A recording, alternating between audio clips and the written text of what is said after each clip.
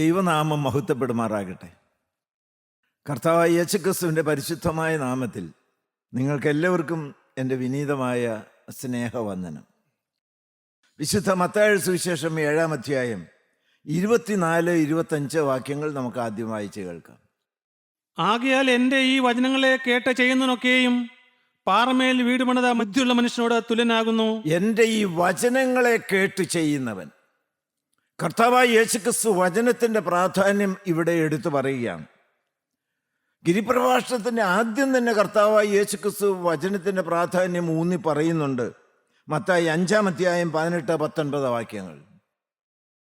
സത്യമായിട്ട് ഞാൻ നിങ്ങളോട് പറയുന്നു, ആകാശവും ഭൂമിയും ഒഴിഞ്ഞു പോകും വരെ, ആകാശവും ഭൂമിയും ഒഴിഞ്ഞു പോകും, സകല നിവൃത്തിയാകുവോളം ന്യായപ്രമാണത്തിന് ഒരു വള്ളിയെങ്കിലും പുള്ളിയെങ്കിലും ഒരു നാളും ഒഴിഞ്ഞു പോകുകയില്ല. ദൈവത്തിന് സ്തോത്രം. ഈ ലോകത്തിൽ നാം കാണുന്നത് എല്ലാം ഒഴിഞ്ഞു പോകും. പക്ഷേ ദൈവത്തിൻ്റെ ന്യായപ്രമാണം, ദൈവത്തിൻ്റെ സത്യവചനത്തിന് മാറ്റമില്ല. അത് സ്വർഗത്തിൽ സ്ഥിരമായ വചനമാണ് എന്ന് 119-ാം സങ്കീർത്തനം സാക്ഷിക്കുന്നുണ്ട്. ഈ വചനത്തിൻ്റെ മുൻപാകെയാണ് നാം കടന്നു വന്നിരിക്കുന്നത്. നാം ചിന്തിച്ചു വന്നത് വചനത്തിൻ്റെ ശക്തിയും സാധ്യതകളും എന്തെല്ലാമാണെന്നാണ്. തിരുവചനത്തിൻ്റെ സ്വാധീനങ്ങൾ, the power and the possibilities of the word of God. നാം 2 കാര്യങ്ങൾ കഴിഞ്ഞ വചന ശുശ്രൂഷയിൽ ചിന്തിക്കുകയുണ്ടായി. ഈ വചനം ഉളവാക്കുന്ന സൽഫലങ്ങൾ എന്തെല്ലാമാണ് എന്ന്. ഒന്ന്, വചനം വിശ്വാസം നൽകുന്നു. വചനം, ആ വചന കേൾവിയാൽ ഉളവാകുന്ന ആദ്യത്തെ ഫലം വിശ്വാസമാണ്. വചനം ഉളവാക്കുന്ന രണ്ടാമത്തെ സൽഫലം എന്താണ്? സത്യവചനം വീണ്ടും ജനനം നൽകുന്നു, അത് ജീവിപ്പിക്കുന്നു. വചനം വിത്താണ്. ആ വിത്താകുന്ന വചനത്തിൻ്റെ അകത്ത് ഒരു ജീവനുണ്ട്. ദൈവത്തിന് സ്തോത്രം. 1 പത്രോസ് 2-ാം അധ്യായം 1-2 വാക്യങ്ങൾ. വചനത്തിൻ്റെ സ്വാധീന ശക്തി എന്തെല്ലാമാണ്? ആകയാൽ സകല ദുഷ്ടതയും എല്ലാ ചതുവും വ്യാജഭാവവും അസൂയയും എല്ലാ നുണയും നീക്കിക്കളഞ്ഞ് ഇപ്പോൾ ജനശിശുക്കളെ പോലെ രക്ഷയ്ക്കായി വളരുവാൻ വചനമെന്ന മായമില്ലാത്ത പാൽ കുടിപ്പാൻ വാഞ്ചിപ്പിൻ. ദൈവത്തിന് സ്തോത്രം. 3-ാമത്തെ കാര്യം എന്താണ്? വചനം വളർത്തുന്നു, വചനം പോഷിപ്പിക്കുന്നു. നിങ്ങൾക്ക് മനസ്സിലായല്ലോ? വചന കേൾവി വിശ്വാസത്തെ ഉളവാക്കുന്നു. വിശ്വാസം വീണ്ടും ജനനം നൽകുന്നു. വീണ്ടും ജനിച്ചതായ ഒരു കുട്ടിക്ക് തീർച്ചയായിട്ടും വളരണം. കർത്താവായ യേശുക്രിസ്തു ആകുന്ന തലയോളം വളരണം. മുരടിച്ച് നിന്നാൽ പോരാ. വളരാൻ എന്തു വേണം? ആഹാരം വേണം. ആഹാരം എന്താണ്?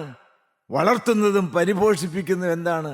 വചനമെന്ന മായമില്ലാത്ത പാലാണ്.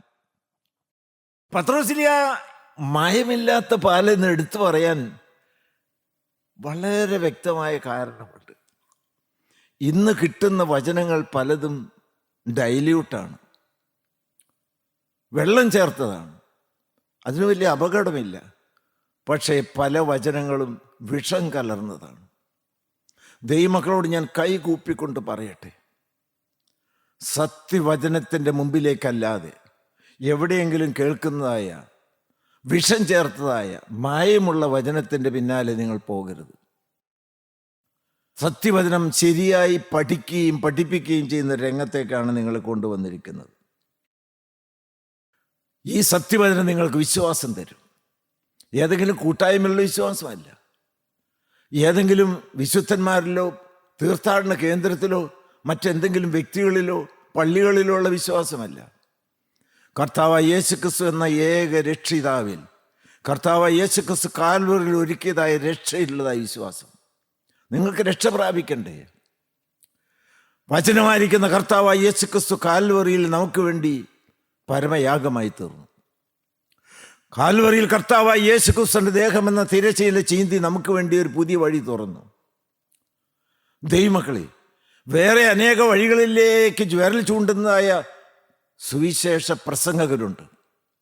ഞങ്ങൾക്കതൊരിക്കലും സാധ്യമല്ല. ഞങ്ങൾ ഏക വ്യക്തിയിലേക്ക് മാത്രമേ വിരൽ ചൂണ്ടുകയുള്ളൂ. വഴി ഒന്നല്ലേ ഉള്ളൂ, വാതിൽ ഒന്നല്ലേ ഉള്ളൂ, സ്വർഗം ഒന്നല്ലേ ഉള്ളൂ, രക്ഷകൻ ഒന്നല്ലേ ഉള്ളൂ, ആത്മാവ് ഒന്നല്ലേ ഉള്ളൂ. ഹല്ലേലൂയ. ആ ആത്മാവ് ഈ വചനത്തിലൂടെ വ്യാപരിക്കട്ടെ. ഈ വചനം വിശ്വാസം തരുന്നു, വീണ്ടും ജനിപ്പിക്കുന്നു. ആ ജനിച്ചതായ ശിശുവിനെ പുലർത്തുവാനും വളർത്തുവാനും നിലനിർത്തുവാനും ആവശ്യമായിരിക്കുന്ന മായമില്ലാത്ത പാൽ തരുന്നത് വചനമാണ്. പലരും വളരുന്നില്ല, അത് കാരണം ഫലം കായ്ക്കുന്നുമില്ല. ഈ വചനം നിങ്ങൾ കേൾക്കണം, ഈ വചനം നിങ്ങൾ വായിക്കണം, ഈ വചനം നിങ്ങൾ പഠിക്കണം, ഈ വചനം നിങ്ങൾ മനഃപ്പാഠമാക്കണം, ഈ വചനം നിങ്ങൾ ധ്യാനിക്കണം, ഈ വചനം നിങ്ങൾ പ്രചരിപ്പിക്കണം, ഈ വചനപ്രകാരം നിങ്ങൾ ജീവിക്കണം. ഞാൻ പറഞ്ഞ ആശയം നിങ്ങൾക്ക് മനസ്സിലായോ? ഞാൻ എൻ്റെ വാക്യം നിങ്ങൾക്ക് പറഞ്ഞു തരാം. Keep a biblical feeding schedule. ഒരാത്മീയമായിരിക്കുന്ന ആഹാരക്രമം, ഒരാത്മീയമായിരിക്കുന്ന ആഹാരക്രമം. വചനം വായിക്കണം, വചനം ധ്യാനിക്കണം, വചനം മനഃപ്പാഠം പഠിക്കണം, വചനം നിങ്ങൾ ഉരുവിടണം, വചനം നിങ്ങൾ പഠിപ്പിക്കണം, സ്ഥിരമായി നിങ്ങൾ ക്രമമായി വായിക്കണം. ദൈവത്തിന് സ്തോത്രം. A biblical feeding schedule. Hallelujah. ദൈവത്തിന് സ്തോത്രം. ദൈവനാമം മഹത്വം. യെരമ്യാപ്രവാചകന്റെ പുസ്തകം 15-ാം അധ്യായം 16-ാമത്തെ വാക്യം എന്താണ് പറയുന്നത്? ഞാൻ നിന്റെ വചനങ്ങളെ കണ്ടെത്തി ഭക്ഷിച്ചിരിക്കുന്നു. ഞാൻ നിന്റെ വചനങ്ങളെ കണ്ടെത്തി ഭക്ഷിച്ചിരിക്കുന്നു. നിന്റെ വചനങ്ങൾ എനിക്ക് സന്തോഷവും എന്റെ ഹൃദയത്തിന് ആനന്ദവുമായി. Hallelujah, hallelujah. ദൈവത്തിന് സ്തോത്രം. വചനത്തെ അങ്ങ് കണ്ടെത്തി, അത് ഞാൻ ആവോളം അത് ഉള്ളിലാക്കി, ഞാൻ ഭക്ഷിച്ചിരിക്കുന്നു. അത് അകത്ത് ചെന്നപ്പോൾ ഇതുവരെ അനുഭവിക്കാത്ത സ്വർഗീയമായ, ഭൗമികമായ, അലൗകികമായ ഒരാനന്ദവും മതിയാകുന്നില്ല സന്തോഷം എനിക്ക് നൽകി. ഈ വചനം ജീവനാണ്, വചനം ശക്തിയാണ്, വചനം സന്തോഷത്തിൻ്റെയും സമാധാനത്തിൻ്റെയും ഉറവിടമായിരിക്കുന്ന കർത്താവായ യേശുക്രിസ്തുവാണ്. ഈ വചനം ജീവന്റെ അപ്പമാണ്, സ്വർഗത്തിൽ നിന്ന് ഇറങ്ങി വന്ന ജീവന്റെ അപ്പം. വൈശ്യ ദൈവത്തിന് സ്തോത്രം. യോഹന്നാന്റെ സുവിശേഷം 6-ാം അധ്യായത്തിന്റെ 51-ാമത്തെ വാക്യം. ഹല്ലേലൂയ. ദൈവത്തിന് മഹത്വം. 6-ാം അധ്യായത്തിന് 51-ാമത്തെ വാക്യം. സ്വർഗത്തിൽ നിന്ന് ഇറങ്ങിയ ജീവനുള്ള അപ്പം ഞാനാകുന്നു. സ്വർഗത്തിൽ നിന്ന് ഇറങ്ങി വന്ന വചനമായിരിക്കുന്ന കർത്താവായ യേശുക്രിസ്തുവാണ് ജീവന്റെ അപ്പം. ആ ജീവനാണ് നിങ്ങൾക്ക് ഇപ്പോൾ വചനത്തിലൂടെ പകർന്നു കെട്ടിക്കൊണ്ടിരിക്കുന്നത്. വായിച്ചു. ഈ അപ്പം തിന്നുന്നവൻ എന്നേക്കും ജീവിക്കും. ഹല്ലേലൂയ. ദൈവത്തിന് സ്തോത്രം. ദൈവമക്കളെ, ഇതാണ് വചനം, ഇതാണ് ജീവൻ. മത്തായി ശ്രീ എന്താണ് പറയുന്നത്? 4-ാം അധ്യായത്തിന്റെ 4-ാമത്തെ വാക്യം വായിച്ച്. ഈ വചനം നിങ്ങൾ ആഹരിക്കണം, ഈ വചനം നിങ്ങൾ അയവിറക്കണം, ഈ വചനം നിങ്ങളെ പോഷിപ്പിക്കും, നിങ്ങളെ പരിപാലിക്കും, നിങ്ങളുടെ ജീവൻ നിലനിർത്തും. വായിക്കാം. മനുഷ്യൻ അപ്പം കൊണ്ട് മാത്രമല്ല, മനുഷ്യൻ അപ്പം കൊണ്ട് മാത്രമല്ല, നമ്മൾ ഈ ലോകത്തിൽ ജീവിക്കുമ്പോൾ തിന്നുന്നതായ ആഹാരം കൊണ്ട് മാത്രമല്ല, ദൈവത്തിന്റെ വായിൽ കൂടി വരുന്ന സകല വചനം കൊണ്ടും ജീവിക്കുന്നു എന്ന് എഴുതിയിരിക്കുന്നു. ജീവിക്കണമോ? വചനം വേണം. ഞാൻ ദൈവത്തെ സ്തുതിക്കുകയാണ്. എൻ്റെ ആത്മീയ ഗുരുവായിരിക്കുന്ന ഏറ്റവും പ്രിയപ്പെട്ട MY യോഹന്നാൻ സാറ് സത്യവചനം ശരിയായി പഠിപ്പിച്ചു. ആ വചനം തീയായിരുന്നു, ആ വചനം ജീവനായിരുന്നു. ആ വചനം കേട്ട് ആത്മീയനെന്ന് ധരിച്ചു വന്നതായ ഞാൻ വാസ്തവത്തിൽ മരണാവസ്ഥയിലായിരുന്നു, ജീവൻ പ്രാപിച്ചു. പക്ഷേ ഞാൻ മുരടിച്ച അവസ്ഥയിലായിരുന്നു.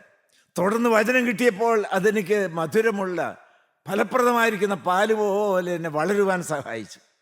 ദൈവമക്കളെ, വചനം കേൾക്കണം, അത് വായിക്കണം. വചനം കേൾക്കാൻ നിങ്ങൾ വരണം. കാരണം മായം ചേർക്കാത്ത വചനമല്ലേ, പാലല്ലേ നിങ്ങൾ കിട്ടുന്നത്. ദൈവത്തിന് സ്തോത്രം. വചനം വിശ്വാസം നൽകുന്നു, വചനം വീണ്ടും ജന്മം നൽകുന്നു, വചനം വളർത്തുന്നു, വചനം പരിപോഷിപ്പിക്കുന്നു, വചനം പുലർത്തുന്നു, വചനം നിലനിർത്തുന്നു. 4-ാമത്തെ കാര്യം എന്താണ്? യോഹന്നാന്റെ സുവിശേഷം 17-ാം അധ്യായം 17-ാമത്തെ വാക്യം. ഞാൻ ലൗകികനല്ലാത്തതുപോലെ അവരും ലൗകികന്മാരല്ല, സത്യത്താൽ അവരെ വിശുദ്ധീകരിക്കണമേ. സത്യത്താൽ അവരെ വിശുദ്ധീകരിക്കണമേ. നിന്റെ വചനം സത്യമാകുന്നു. വ്യക്തമല്ലേ? ദൈവത്തിന് സ്തോത്രം. സത്യവചനത്താൽ എന്ത് നടക്കുന്നു? വിശുദ്ധീകരണം നടക്കുന്നു. സത്യവചനത്താൽ അവരെ വിശുദ്ധീകരിക്കണമേ. നമ്മുടെ ജീവിതത്തിൽ പാപക്കറകൾ പറ്റിയിട്ടില്ലേ? നമ്മുടെ ജീവിതത്തിൽ അശുദ്ധി പറ്റിയിട്ടില്ലേ? ദൈവത്തിൻ്റെ മന്ദിരം പരിശുദ്ധാത്മാവിൻ്റെ മന്ദിരമായി വിശുദ്ധിയോടെ സൗരഭ്യം പരത്തുന്ന, ദൈവത്തിന് സ്തോത്രം, കത്തിജ്വലിക്കുന്ന വിശുദ്ധിയുടെ ദീപശിഖകളായി നിൽക്കേണ്ടതായിരിക്കുന്ന നമ്മളുടെ ശരീരങ്ങൾ കള്ളന്മാരുടെ ഗുഹയായി മാറിയിട്ടില്ലേ? നിങ്ങൾ ഓരോരുത്തരും ഒന്ന് ചിന്തിച്ചു നോക്കി. നിങ്ങൾ ഓരോ അവയവങ്ങളിലേക്കൊന്ന് നോക്കി. കണ്ണ് വിശുദ്ധമാണോ? കേൾക്കുന്ന ചെവി വിശുദ്ധമാണോ? നാവ് കർത്താവായി യേശുക്രിസ്തു പ്രസാദിക്കുന്ന ശബ്ദം മാത്രം ഒഴുകി വരുന്നതാണോ? ഓരോ അവയവങ്ങളും നോക്ക് ദൈവമക്കളെ. അശുദ്ധിയുടെ ദുർഗന്ധം വ്യാപരിക്കുന്നുണ്ടല്ലോ അനേകരിൽ കൂടിയും. ദൈവത്തിന് സ്തോത്രം. ഇന്ന് നിങ്ങൾ അവയം പ്രതിയായ സമർപ്പണം എടുക്കണം. ഈ വചനം നിങ്ങളെ ശുദ്ധീകരിക്കും. ഈ വചനത്തിൽ കൂടി തീയാണ് പുറപ്പെടുന്നത്. ഞാൻ ഇന്ന് പ്രാർത്ഥിച്ചിട്ട് പോകുന്നൊരു വാക്യം നിങ്ങളോട് പറയാം. എന്തുകൊണ്ടാണെന്ന് എനിക്ക് അറിഞ്ഞുകൂടാ. കർത്താവേ, തിരുരക്തം ചാലിച്ചതായ വചനം എനിക്ക് തരണമേ എന്ന്. തിരുരക്തത്തിൽ ചാലിച്ച വചനം, ഹല്ലേലൂയ, അതെനിക്കും കേൾവിക്കാർക്കും ശുദ്ധീകരണത്തിൻ്റെ രക്തത്തിൻ്റെ വ്യാപാരമായി മാറണം. ഈ വചനം നിങ്ങളുടെ ചങ്കിനകത്തേക്ക് വരട്ടെ. സങ്കീർത്തനക്കാരൻ എന്താണ് പറയുന്നത്? 119 സങ്കീർത്തനം 11 വാക്യം. വചനത്തിൻ്റെ ശുദ്ധീകരണ ശക്തിയാണ് നമ്മളിപ്പോൾ ചിന്തിക്കുന്നത്. വചനത്തിൻ്റെ ശുദ്ധീകരണ ശക്തി വായിച്ചു. ഞാൻ നിന്നോട് പാപം ചെയ്യാതിരിക്കേണ്ടതിന് നിന്റെ വചനത്തെ ഹൃദയത്തിൽ സംഗ്രഹിക്കുന്നു. Hallelujah, hallelujah. ഹൃദയം തുറന്ന നിങ്ങൾ. ദൈവത്തിന് സ്തോത്രം. വചന ഹൃദയത്തിൽ മുറ്റി നിറഞ്ഞു നിന്നാൽ പാപം അങ്ങോട്ട് തൊടൂല്ല, പാപം അടുക്കുകയില്ല. പാപം വരാതെ കാക്കുന്നതിനുള്ള പ്രത്യേക ശക്തിയുണ്ട് ദൈവത്തിൻ്റെ വചനത്തിന്. വചനം ഒന്നുകിൽ പാപത്തിൽ നിന്ന് നിങ്ങളെ അകറ്റും, അല്ലെങ്കിൽ പാപം വചനത്തിൽ നിന്ന് നിങ്ങളെ അകറ്റും. ഹല്ലേലൂയ. അതാണ് യോഹന്നാൻ ശ്ലീഹ പറയുന്ന 15 അധ്യായം 3 വാക്യം എന്താണ് പറയുന്നത്? യോഹന്നാൻ ശ്ലീഹ എന്താണ് പറയുന്നത്? 15:3. ഞാൻ നിങ്ങളോട് സംസാരിച്ച വചനം നിമിത്തം നിങ്ങളിപ്പോൾ ശുദ്ധിയുള്ളവരാകുന്നു. Hallelujah, hallelujah. യോഹന്നാൻ ശ്ലീഹ കേട്ടുകൊണ്ടിരിക്കുകയാണ്. ദൈവമക്കളെ, ആ വചനം ചില വാക്കുകളായിട്ടാണ് കർത്താവിൻ്റെ നാവിൽ നിന്ന് ഉതിർന്നു വരുന്നത്. പക്ഷെ അവര് കേൾക്കാൻ വന്ന് ഇരുന്നത് പോലെയല്ല എഴുന്നേറ്റ് പോകുന്നത്. ഒരു കരിക്കട്ട തീ പിടിച്ച് എഴുന്നേറ്റ് പോകുന്ന പോലെ ജീവിതത്തിൽ വിശുദ്ധിയില്ലാത്ത ദൈവമക്കൾ ദൈവത്തിൻ്റെ തീക്കടുത്ത വചനം കേട്ടുകൊണ്ടിരിക്കുമ്പോൾ അത് നിങ്ങളെ തീ പിടിപ്പിക്കും. ഈ വചനം നിങ്ങളെ ശുദ്ധീകരിക്കും. യോഹന്നാൻ ശ്ലീഹ പറഞ്ഞു.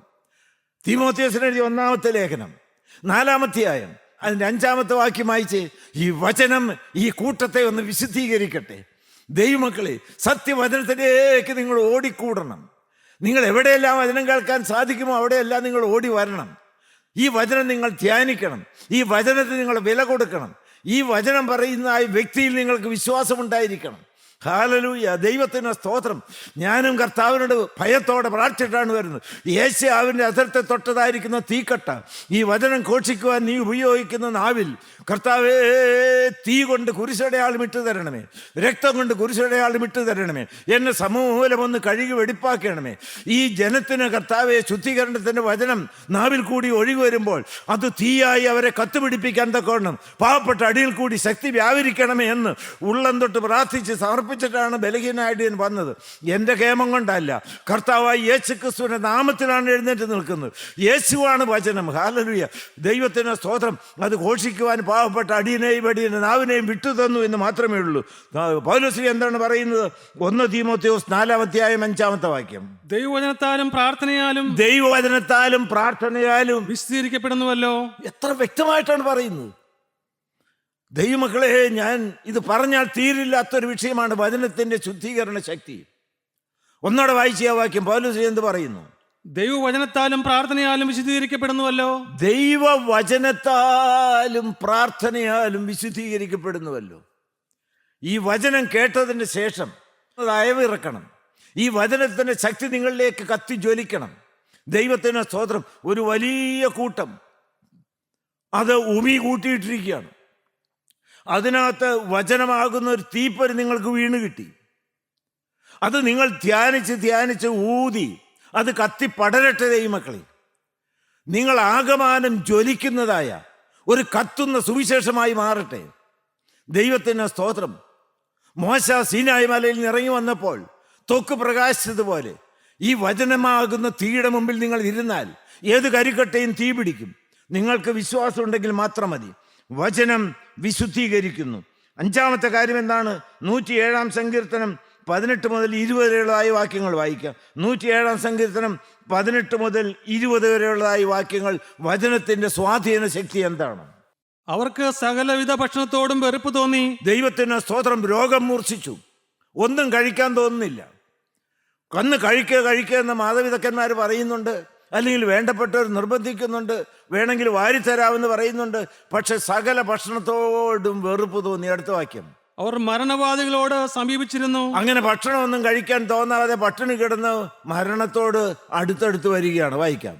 അവർ തങ്ങളുടെ കഷ്ടതയിൽ യഹോവയോട് നിലവിളിച്ചു. അവരവരുടെ രോഗത്തിന്റെ മൂർധന്യാവസ്ഥയിൽ കഷ്ടതയിൽ യഹോവയോട് നിലവിളിച്ചു. അടുത്ത വാക്യം കേട്ടേ, അവൻ അവരെ അവരുടെ ഞെരുക്കങ്ങളിൽ നിന്ന് രക്ഷിച്ചു. എങ്ങനെ രക്ഷിച്ചു?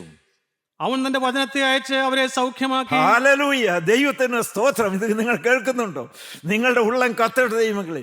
അവൻ തന്റെ വചനത്തെ അയച്ച് അവരെ സൗഖ്യമാക്കി. ഹല്ലേലൂയ, ദൈവത്തിന് സ്തോത്രം. പാപരോഗത്താലും ശാരീരിക രോഗത്താലും മാനസിക രോഗത്താലും ആരെല്ലാം വലഞ്ഞ് ഈ തിരുവചനത്തിന് മുൻപാകെ വന്നിട്ടുണ്ട്. ഹല്ലേലൂയ, പ്രസംഗിക്കുന്ന ഒരു വ്യക്തിയുടെ മുമ്പിലല്ല നിങ്ങൾ വന്നിരിക്കുന്നത്. ഓ, സ്വർഗത്തിൽ മുദ്രയിട്ട വചനത്തിന് മുമ്പിലാണ് നിങ്ങൾ വന്നിരിക്കുന്നത്. നിങ്ങൾക്ക് ഒഴുകി വരുന്നത് വിശുദ്ധീകരണത്തിൻ്റെ ശക്തിയാണ്, രക്തത്തിൻ്റെ ശക്തിയാണ്. മാത്രമല്ല രോഗശാന്തിയുടെ ശക്തിയാണ് ഒഴുകി വരുന്നത്. വചനത്താൽ അവരെ സൗഖ്യമാക്കി. സദൃശവാക്യത്തിൽ എത്ര വ്യക്തമായിട്ടാണ് പറയുന്നത്. വചനത്തിൻ്റെ രോഗസൗഖ്യത്തിൻ്റെ ശക്തി, വചനത്തിൻ്റെ രോഗസൗഖ്യത്തിൻ്റെ ശക്തി. വായിച്ച സദൃശവാക്യങ്ങൾ 4:20 മുതൽ 22 വരെ. മകനെ, എന്റെ വചനങ്ങൾക്ക് ശ്രദ്ധ തരിക. നിങ്ങളും ഇത് കേൾക്കുമ്പോൾ ഈ വാക്കുകൾ നിങ്ങളോട്, മകനെ, മകളെ, സഹോദര, സഹോദരി, ഈ വചനത്തിന് ശ്രദ്ധ തരിക. തന്നാൽ എന്ത് കിട്ടും? എന്റെ മൊഴികൾക്ക് നിന്റെ ചെവി ചായ്ക്കുക. എന്റെ മൊഴികൾക്ക് നിങ്ങൾ ചെവി ചായ്ക്കുക. നിങ്ങൾക്ക് മനസ്സിലായല്ലോ, ചെവി ചായ്ക്കുന്ന ശ്രദ്ധിച്ച് കേൾക്കാനാണ് പറയുന്നത്. ചെവി ചായ്ക്കണമെങ്കിൽ തന്നെത്താൻ ചായ്ക്കാൻ പറ്റുമോ? ആ വചനത്തിലേക്ക് ഇങ്ങനെ ചാഞ്ഞു വരും, വചനത്തോട് അടുത്ത് വരും. ദൈവത്തിന്റെ സ്തോത്രം. വചനത്തിലേക്ക് നിങ്ങളുടെ ചെവി ചായ്ക്കുക. അവൻ നിന്റെ ദൃഷ്ടിയിൽ നിന്ന് മാറിപ്പോകരുത്. ഈ കേട്ടതല്ല നിങ്ങളുടെ കൺമുമ്പിൽ തെളിഞ്ഞ വചനങ്ങളായി നിൽക്കണം.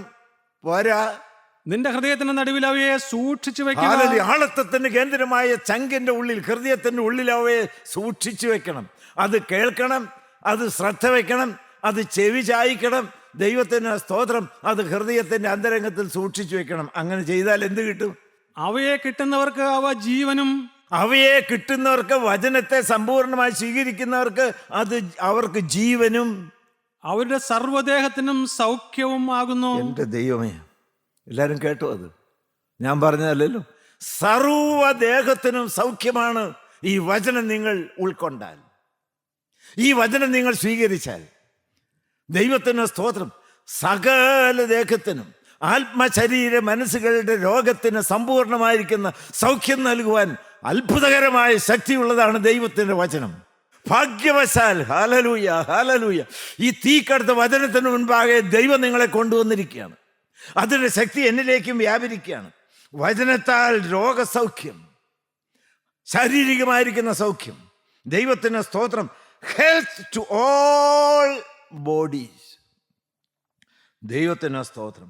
വചനം ഒരു ഔഷധക്കുറിപ്പാണ്. അതിന് സൗഖ്യശക്തിയുണ്ട്. ദൈവമക്കളെ, നാം എന്ത് ചെയ്യണം? എന്താ പറഞ്ഞിരിക്കുന്നത്? 4 കാര്യങ്ങൾ പറഞ്ഞ് നിങ്ങൾ കേട്ടോ? 4-5 കാര്യങ്ങൾ. ദൈവത്തിന് സ്തോത്രം. സദൃശവാക്യങ്ങൾ 4:20 മുതൽ 22 എന്താണ് വായിച്ചത്?